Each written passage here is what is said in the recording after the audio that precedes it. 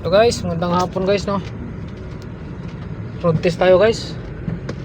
Road test ng Montero guys na nabaha. Kailangan maitakbo to para sakaling may problema ilalabas siya. Mga ganitong baha kasi guys, kailangan gamitin habang ginagawa pa lang. Road test ng i-road test kasi yung mga nababa sa kalalabas yan pag ginagamit na araw-araw nang ginagamit, may mga lumalabas sa problema dito sa dashboard, lumalabas. So, kailangan pa lang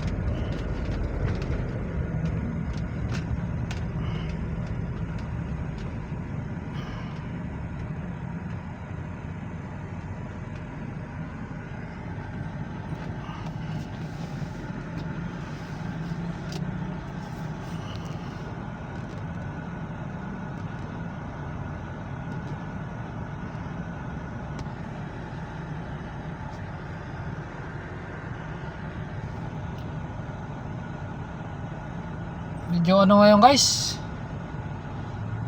medyo makulimlim, umaambon.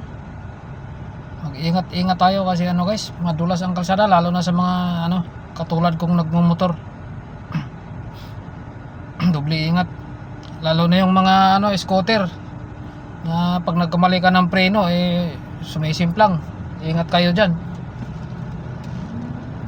Mas maraming disgrasya sa scooter ngayon kaysa mga ibang mga automatic.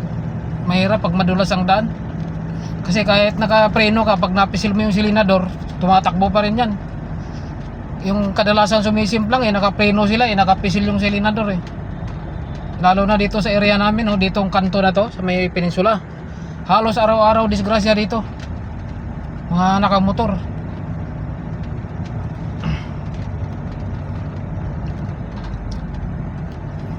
Biglang nagsusulputan, biglang sumusulpot, biglang kakanan dito, dumadaan sa kaliwa, biglang kakanan. Kaya halos araw-araw may na-aksidente.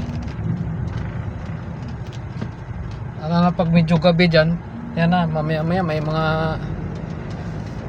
nabuumpukan na bangga na. So guys, maganda naman tumakbo. Ang takbo niya hindi nagbabago, walang pinagbago sa takbo niya. So ang makina hindi ganong napasukan din ng tubig yung makina nito kasi drinin namin ng langis nito, may kunting tubig pero hindi siya totally na humalo.